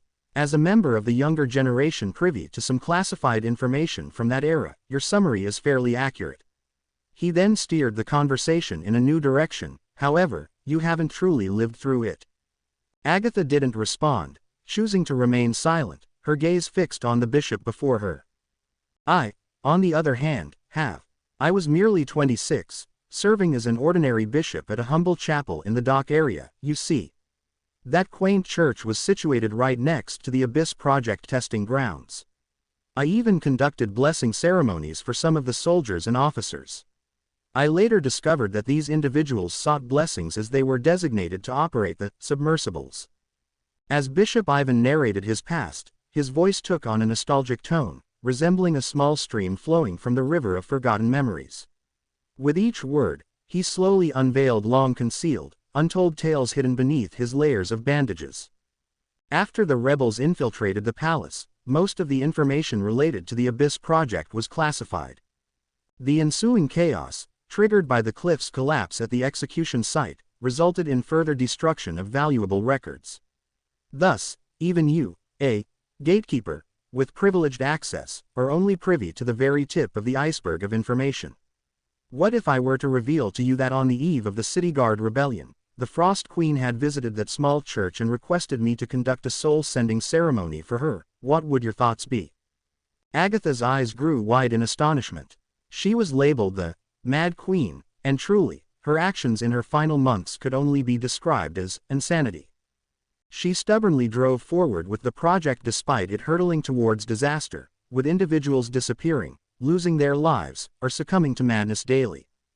She shut the doors of the palace, incarcerated the remaining ministers who dared offer counsel, commanded the gendarmes to seal off the port, and detained anyone attempting to escape the Frostbite Kingdom. With such actions, it was inevitable that the rebels would revolt, and her fate as a queen was bound to be a tragic one. However, despite all of this, I cannot believe that she went mad. On the contrary, she seemed incredibly lucid, and even. Bishop Ivan abruptly halted as if the effort of dredging up these ancient memories was overwhelming, or perhaps he was struggling to find the right phrasing to express the oddity he had perceived all those years ago. After a moment, he resumed, even amid the chaos, it was as if she was the only one in the city who truly remained awake. Intrigued, Agatha instinctively leaned closer. Why do you say that? She entered the church devoid of any entourage, her gaze lucid, as if she had already accepted her impending fate. She approached the statue of Bartok on her own, lit the incense herself, and then gently patted my shoulder, much like this. Bishop Ivan raised his arm, seemingly recreating the encounter from half a century prior.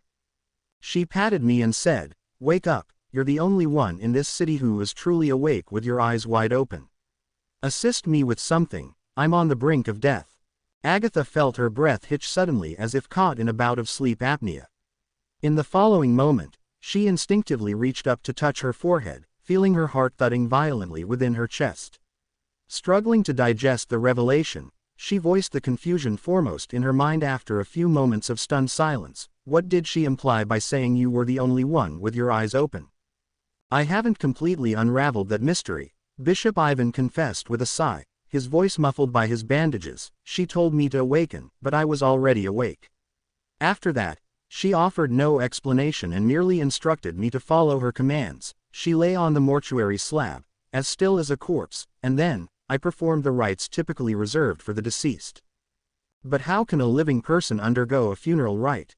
Agatha gaped in disbelief. Did you actually follow through with the ritual?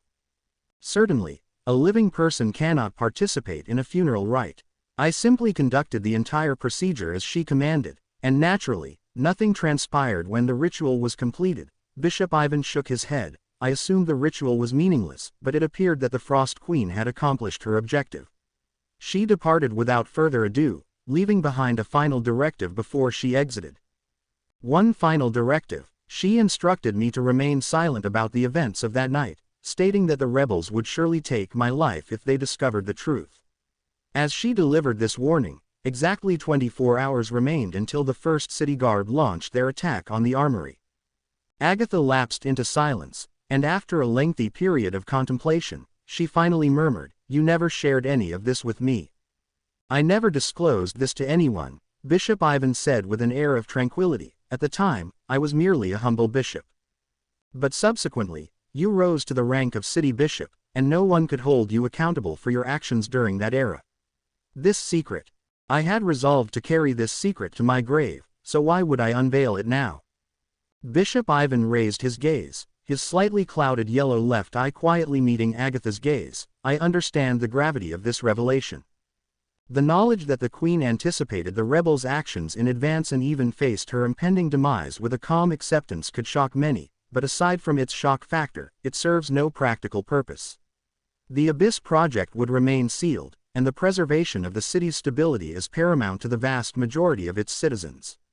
The final thoughts or actions of a queen who was executed half a century ago hold little interest for anyone. But there's a more critical reason.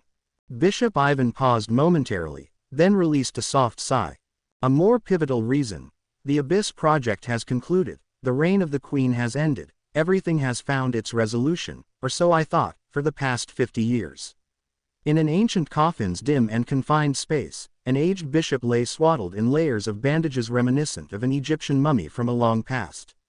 After years of silence, he finally unveiled a secret that had been closely guarded for 5 long decades. Following his revelation, a period of profound silence engulfed the space, an almost tangible tension hanging in the air until Agatha, unable to bear the quiet any longer, voiced her thoughts. However, it seems evident that this situation is far from over. The old bishop remained quiet, the weight of years apparent in his silence. Undeterred, Agatha pressed further. In your judgment, do you think the strange incidents happening regularly within the city-state and the ominous shadow cast by Dagger Island are part of the Frost Queen's intricate web of strategies? The Queen, she is no deity, began Bishop Ivan, shaking his head with a sense of disbelief. His mind, swirling with fragments of the past, struggled to recall the intricate details of events that occurred 50 years prior. She might have predicted that there would be dissenters seeking to disrupt her perceived, reckless, actions, but she couldn't have foreseen the events unfolding here half a century later, he confessed, his voice layered with regret and faded memories. In all honesty, I can't recall with absolute clarity what the Queen uttered to me on that fateful night. During the ritual of soul sending, she appeared to converse with me continually, but you must understand that performing such a ceremony demands unwavering focus, and one must inhale potent incense beforehand, so, my recollections are sadly unclear. Taking a brief pause, he spread his hands in a gesture of helplessness. Under normal circumstances, there should be no dialogue between the deceased, lying on the ceremonial platform, and the priest performing the rites concerning the ceremony experience. Agatha was silent, her mind actively processing the information, trying to piece together the puzzle before her. After a moment, she ventured, "Can you expand upon the circumstances of that time? Before the conclusion of the Abyss Project, what else did you witness within that church?" "From what I remember, it was a day of intense snowfall, reminiscent of this year, and for a considerable length of time, the relentless snowfall showed no signs of stopping. The accumulated snow often concealed the roads around the humble chapel, making the boundaries indistinguishable. Many folks slipped and fell," recounted Bishop Ivan in a quiet, slow cadence. His muffled and distant voice drew one's imagination back to that frigid winter half a century ago. Wounded individuals often sought refuge and aid in the church, as the local clinics were already overwhelmed with patients. Back then, the Abyss Project was the source of considerable unease within the city. Unlike today, it was not a topic that was swept under the rug. Even though the core aspect was kept covert, the average citizen was aware of this oceanic exploration project. Thus, individuals frequently visited the church and recounted the unusual phenomena they had observed. "Unusual phenomena," Agatha interjected, curiosity piqued. "Indeed, peculiar occurrences. Some recounted seeing mysterious glimmers emanating from houses long deserted, while others claimed familiar faces of their neighbors abruptly transformed overnight. Some even reported witnessing the graveyard gates creak open under the moonlight, and the dead, interred during daylight, were seen strolling out of the cemetery at night, boldly and without hesitation. Such chilling and uncanny tales were rife, occurring constantly during that time. Naturally, given the city-state's most sinister undertaking was the Abyss Project, people began attributing all these anomalies to it, and eventually, the blame fell on the Frost Queen. "People interred in the cemetery boldly emerged," Agatha echoed, listening to the old bishop's tales. Her forehead furrowed in thought as if his words stirred an uncomfortable parallel with the present.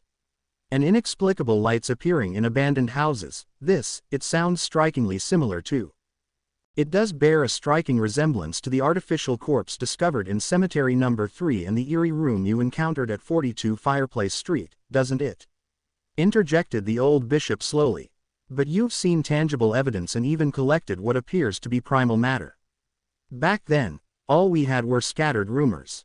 People would daily approach me with their tales of the uncanny, but despite deploying city guardians to investigate, they all returned empty-handed. Every single one returned empty-handed? Agatha inquired, disbelief creeping into her voice. Yes, we followed up on the residents' claims. Even half a century ago, we adhered to stringent procedures. I dispatched numerous individuals to probe these chilling accounts, and the cathedral's gatekeeper at that time even personally undertook investigations akin to yours, yet we uncovered nothing. Apart from the increasingly agitated citizenry, the city-state itself remained oddly normal. However, the testing ground for the Abyss project began to close off gradually, and within its sealed confines, horrors began to unfurl. As for the true nature of the occurrences there, you must have gleaned from the archives, the inexplicable emergence of clone submersibles, the arrival and departure of unidentified strangers, and explorers meeting their demise in the fathomless depths. Agatha fell silent momentarily, her mind a whirlwind of thoughts. An inexplicable feeling nagged at her. There was something jarring in the old bishop's narrative, a missing piece, or perhaps a misaligned one, that had evaded detection for 50 long years. So, even though the Abyss project stirred widespread panic at the time, in reality, all the abnormal incidents were confined within the testing ground, and the city-state, for the most part, carried on as per usual. Despite the citizens being under considerable psychological duress due to the Queen's extreme edicts, the city's operations faced hardships, and people ceaselessly reported strange occurrences. But from the standpoint of supernatural influences, the corruption from the depths never extended beyond the sealed boundaries. At least that's my recollection of it, the elderly bishop agreed, nodding gently. Yet, he quickly veered off into a different direction. Nonetheless, I do not mean to absolve the Frost Queen of that era. Even if the city-state maintained its routine, her Abyss project strained Frost's economy and the nerves of its citizens to the brink of collapse. Whether the Abyss project remained under her firm control or spun out of hand, an uprising was an inevitability. Agatha appeared to have glossed over the bishop's concluding statements while lost in her own thoughts. After a moment's contemplation, she shook her head. Let's focus on the here and now, Bishop Ivan. I'm interested in hearing your views regarding the current situation within the city and this report that I hold. You've uncovered signs of annihilators in the city and gathered evidence supporting their involvement, which is encouraging. When faced with supernatural contamination, the most unnerving aspect isn't necessarily the identity of your adversaries, but the uncertainty of not knowing who they are. Bishop Ivan articulated slowly, holding up the document in his grasp. The report you presented also alludes to this, speculating that the annihilators in Frost have established contact with the deep-sea powers through some clandestine ritual, leading to the direct spillage of the marine pollution into the city-state. Thus, our priority should be locating the sites of these cultist ceremonies. Agatha fixed her gaze on the bishop's eye, visible amidst the swathes of bandages. Do you believe the visitor who penned this report can be trusted? At the very least, every assertion within the report is backed by factual evidence, and even those parts that cannot be confirmed at present align logically. Bishop Ivan nodded his affirmation. Of course, I can't vouch for the trustworthiness of the writer's existence. The sentiments and viewpoints of higher beings differ vastly from mortal comprehension, thus we can never engage with them through human emotional logic. I can only suggest that when they temporarily display neutrality or amicability, we can cooperate or even proactively collaborate with them. But, should they abruptly find the game tiresome and opt to oppose us, we must not allow ourselves to be taken aback or confused. After all, the only truly trustworthy and loyal higher beings in this universe are the four gods, all else are neither foe nor ally. The old bishop's words resonated deeply with the wisdom of 50 long years. Even though their statuses were on par, Agatha felt compelled to offer a respectful nod in acknowledgement. The next time the visitor makes an appearance, I shall endeavor to initiate engagement and gauge their current disposition. That would indeed be beneficial, Bishop Ivan responded, nodding in agreement. Agatha paused to reflect, her gaze flitting to the document held securely in the aged bishop's grasp. That leaves us now with just one complex problem to unravel. Following her lead, Bishop Ivan's gaze also gravitated towards the report's final section. The entirety of the letter was lucid and comprehensible, save for the final part, which seemed to confound both the cemetery keeper who initially received the correspondence and now Agatha and Bishop Ivan in discerning its underlying implications. The two preeminent representatives of the Church's supreme command in the city-state congregated, their trio of eyes veiled beneath swaths of bandages, transfixed on the letter's conclusion. The mysterious visitor had encrypted a puzzle into their clandestine message. What could these numerical values signify? Bishop Ivan asked hesitantly. Agatha slowly shook her head. I am equally bewildered. Perhaps we could employ the services of a diviner to infer their significance or assemble a team of mathematicians and mystics to work in tandem. It could potentially be a cryptic numerical code hinting at the city-state's future. That's a plausible hypothesis, at the fringes of the upper city, adjacent to Fireplace Street, at 44 Oak Street, Duncan stood gazing out of the slender window at the end of the second-floor corridor, transfixed by the encroaching darkness. After a pause, he abruptly swiveled his head, glancing at Vanna, who was lost in a world of her own nearby. Do you reckon they've forwarded the payment by now? Roused from her daydream, Vanna appeared disoriented. What?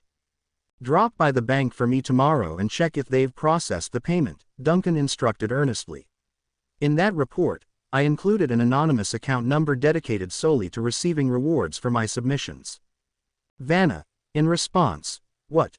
As the dusk gave way to the darkness of the night, a gentle flurry of snow began to whisper down from the heavens. In addition, the ethereal glow emanating from the world's creation bathed the surrounding environment in a chilly luminescence, creating a serene atmosphere that was starkly different from what one would typically experience in plant. Vanna stood by the narrow window as her gaze became lost in the winter tableau outside. After a long moment of silent contemplation, she released a weary sigh. I am convinced that they haven't proceeded with the payment yet. And by now, they have likely assembled a team of experts to decode the secret number you left in the letter. Duncan swiveled his head towards her, his brows furrowed in puzzlement. Is it really such a monumental issue? Turning towards Duncan, Vanna scrutinized her temporary boss with a serious expression. Did you mention in the letter what purpose those numbers served? He replied, somewhat confidently, no, but isn't that the usual practice for a report letter? Duncan elaborated, at the conclusion of the report, one simply includes the account number, and the respective city hall will process the payment. That's how it works in planned. I have also heard that many jurisdictions purposefully avoid any remarks before the account number to maintain a sense of discretion and tactfulness. I thought it prudent to follow suit. A long, silent stare was Vanna's response before she finally let out a resigned sigh.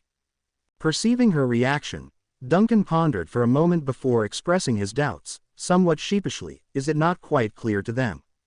Vanna replied, an undertone of fatigue evident in her voice. As long as you comprehend what you have done, that's satisfactory. The captain lowered his gaze, deep in thought, before hesitantly suggesting, would it be detrimental if I were to write a second letter now? You should just hope they can decipher the true intention behind the report letter as soon as possible, Vanna replied, rubbing her temples as a sense of exhaustion washed over her. She found it amusing how Captain Duncan, a man of power and fear, had such a peculiar and humorous side to him. Unfazed by Vanna's thoughts, Duncan asked nonchalantly, how did things fare at Annie's house when you took her home today? Vanna promptly responded, everything at the child's home is normal, with no evidence of any supernatural disturbances. There were no signs of any annihilators or any suspicious individuals in the vicinity. Mrs. Baloney, that is, our current landlady, appears to be. Stop, Duncan interjected, gesturing with his hand. I asked about her home environment and living conditions, not for you to report as if you were investigating heresy. Rein in your professional habits. Vanna was momentarily taken aback. She quickly realized her faux pas and coughed twice to cover her embarrassment. I apologize. I let my professional instincts overtake the conversation. Everything is indeed quite normal at their end. I only stayed there for a short while and had a fleeting interaction with Mrs. Baloney. but it was evident that they had managed to move past the haunting shadows of their past after 6 long years.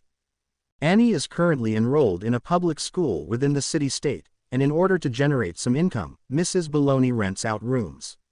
She also undertakes some clerical jobs to supplement their household income. Furthermore, they are, after all, the family of a captain. Just like in other city-states, Frost authorities also look after the dependents of such esteemed personnel. All in all, there's no need for you to worry about their living conditions. Duncan listened quietly, nodding in understanding. Vanna hesitated for a bit, then, despite her better judgment, couldn't help but voice her concerns. Aren't you worried that Annie might disclose the happenings of this place? Is it really wise? It might not be long before the cemetery caretaker discovers that you are residing openly in the city. If that were to happen, the news would surely be conveyed to the cathedral in no time, raising alarm bells for both the gatekeeper and the bishop. And then what? Duncan asked nonchalantly, his demeanor unaffected. Then, there could be some complications. Vanna ventured, her confidence faltering under Duncan's steady gaze. The city authorities might step in. And what form would their interference take? Would they dispatch a team of guardians to apprehend us? Duncan chuckled at the thought. Or would the gatekeeper himself come over for a chat? And why should I be worried about their reactions? Should I fret over my location being disclosed or about potential hostility from the authorities? Duncan shrugged nonchalantly. I didn't bring the vanished here. Vanna opened her mouth to object, but she found herself unable to formulate a counter-argument to Duncan's casual dismissal of her concerns. After a lengthy pause, she managed to articulate, I have a sneaking suspicion that you actually find some perverse amusement in this situation. Exactly. Vanna was left speechless. A grin tugged at the corner of Duncan's mouth as he turned his attention back to the mesmerizing vista of the night outside the window. He didn't immediately acknowledge the myriad of emotions playing out on Vanna's face. After a few minutes of silently enjoying the nocturnal panorama, he casually observed, Vanna, I suddenly realize that you're becoming less and less akin to an inquisitor. Shouldn't your primary instinct be to see the city's church and authorities as reliable allies? Vanna's mouth twitched visibly. Words bubbled up within her, aching to be expressed, but in the end, she swallowed them all down, choosing to remain silent. Meanwhile, far from the icy clutches of frost, a formidable fleet moved at a measured pace across the expansive, inky expanse of the boundless sea under cover of night. Amidst the cold fog and the ice floes that dotted their path, the fleet maintained a steady, low-speed course. The imposing steel bow of the flagship, Sea Mist, loomed through the pitch darkness, its silhouette partially illuminated by the faint glow of navigation lights.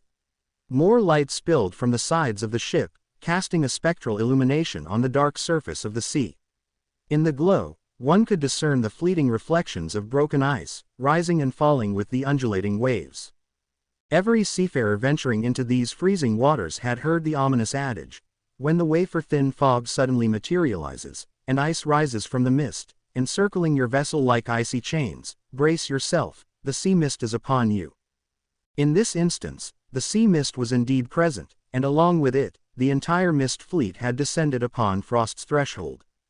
Perched on the bridge of the ship, Tyrion stared intently through the broad window into the endless dark distance. Frost itself was too far away to be seen directly. However, he could discern a faint glow against the backdrop of the night sky, a beacon marking the city's location. While the Mist Fleet's actual destination was Dagger Island, and Tyrion himself had no plans of setting foot on Frost, the difference was negligible to the anxious inhabitants of Frost, who had been living on edge for the past 50 years. The mere sight of the Iron Admiral's flag on the nearby sea was enough to send a wave of unrest through the city. He could almost picture the frenzied flurry of activity among the city's defenders at this moment. The sound of footsteps broke his reverie as First Mate Aiden approached him.